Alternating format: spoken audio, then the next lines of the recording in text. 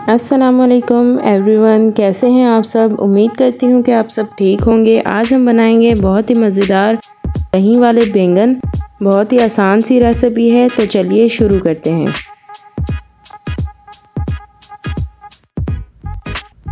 यहाँ हमारे पास है 1 केजी बैंगन, जिनको हमने अच्छे से वॉश किया है और इस तरह से हम उसके स्लाइसेस काट लेंगे।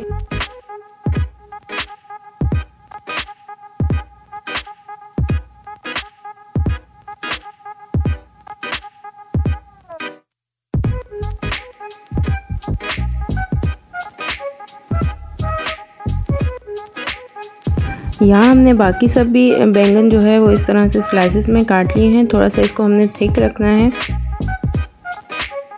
इसमें जो मसाले यूज़ होंगे वो ये हैं: 1 टीस्पून चाट मसाला, 1 टेबलस्पून लाल मिर्च पाउडर, 1 टेबलस्पून ज़ीरा पाउडर, 1 टेबलस्पून कुटी हुई लाल मिर्च धनिया पाउडर, 1 टीस्पून हल्दी पाउडर और नमक जो है वो हस्बे जायका, यहाँ पर 1 टीस्पून नमक। गरम मसाला भी यहाँ पर हमारे पास 1 टेबलस्पून है।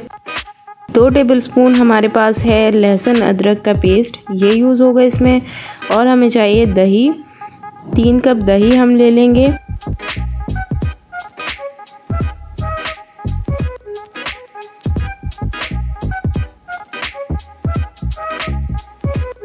दही को हम अच्छे से फेंट लेंगे।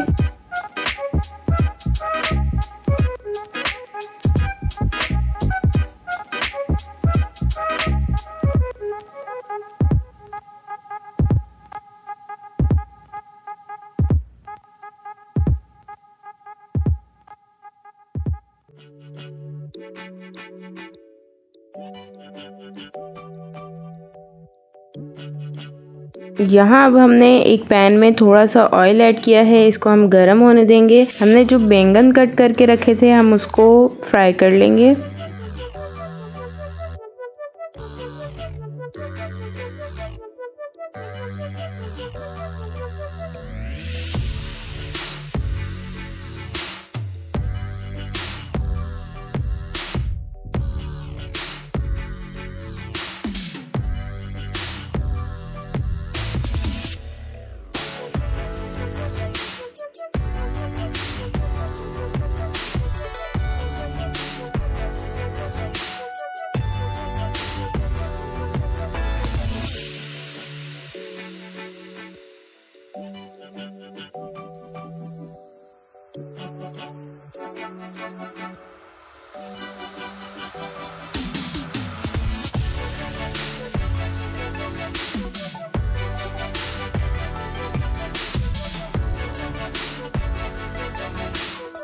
बैंगन जब तक फ्राई हो रहे हैं हम बनाएंगे मसाला तैयार कर लेते हैं। हमने एक पैन में 4 चम्मच ऑयल ऐड करना है। इसमें ऐड करेंगे हम लहसुन अदरक का पेस्ट,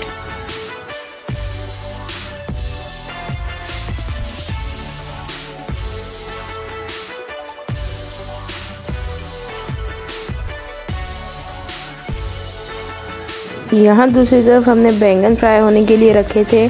ये एक साइड से ब्राउन हो चुके हैं, अब हम इसकी साइड चेंज करेंगे।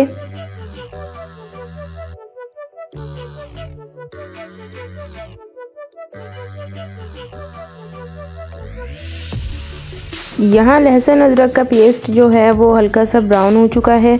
इसमें हमने थोड़ा सा पानी ऐड किया है। अब हम इसमें ऐड करेंगे तमाम मसाले।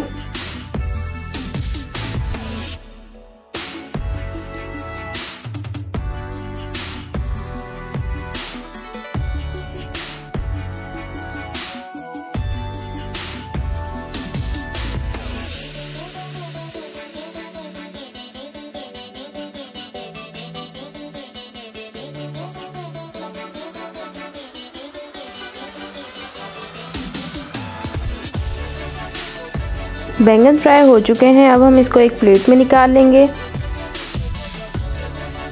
मसाले को भी हमने अच्छे तरीके से भून लिया है, मसाला तैयार है हमारा।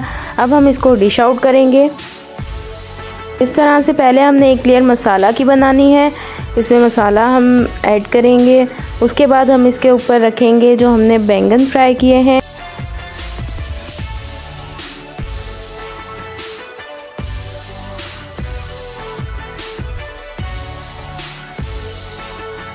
उसके बाद हम इसमें दही ऐड करेंगे।